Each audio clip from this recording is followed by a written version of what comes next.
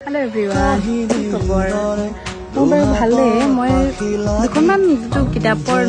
review দিম বুলি আহিছো ৰিভিউ বুলি ঠিক নহয় মানে এনে আৰু কম মানে কি মই পঢ়িছো আৰু হেতু ওপৰত কম অলপ দিনৰ আগত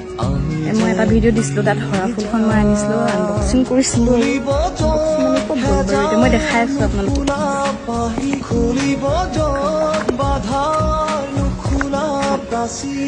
কোনোবাই যদি বিচাৰে মোৰ পৰা লয় মানে পঢ়িবলৈ যদি বিচাৰে দিব পাৰো মই ল'ব পাৰে মোৰ পৰা পঢ়িলো ভাল লাগিলে এতিয়া কালিৰ পৰা ষ্টাৰ্ট কৰিছো আকৌ ৰাধা কৌশিক ৰঞ্জন বৰুৱাৰে হয় বাৰু ৰাধাখন পঢ়িব লৈছো কালিৰ পৰা সেইখন বিৰাট ভাল লাগিছে আপোনালোকেও শেষ হোৱাৰ পিছত যদি কাৰোবাক লাগে মই দিম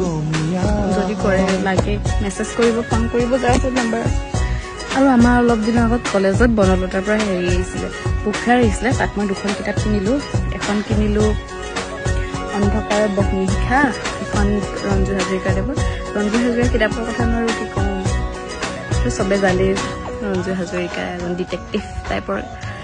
চব কিতাপ ডিটেক্টিভৰ ওপৰতে আছে প্ৰায় ভাগ মানে মই এতিয়ালৈকে যিমানবিলাক পঢ়িছো ৰঞ্জু হাজৰিকাৰ প্ৰায়ভাগ মই ডিটেক্টিভৰে পঢ়িছো এখন ভাল লাগে কাৰণ ডিটেক্টিভ পঢ়িথাকো এখন কিনিলো আৰু এখন কিনিছিলো ৰাধাখন কিনিছিলো দুখন এতিয়া ৰাধাখন কালিৰ পৰা ষ্টাৰ্ট কৰিছো আৰু এই কিতাপ পঢ়িলো মই এখন আৰু এখন কিতাপ এইটো ভিডিঅ' বাৰু বুক ৰিভিউ নহয় বুক ৰিভিউ মই এখন কিতাপকে দিম আপোনালোকক এতিয়া মই ৰাধা পঢ়া ষ্টাৰ্ট কৰিছো কালিৰ পৰা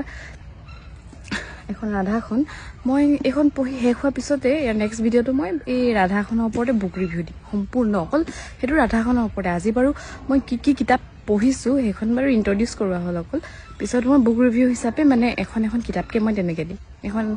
এতিয়া মই ৰাধাখন পঢ়ি শেষ কৰিলো তাৰপিছত মই ৰাধাখনৰ বুক ৰিভিউ নিশ্চয় দিম আপোনালোকক আজিলৈ ধন্যবাদ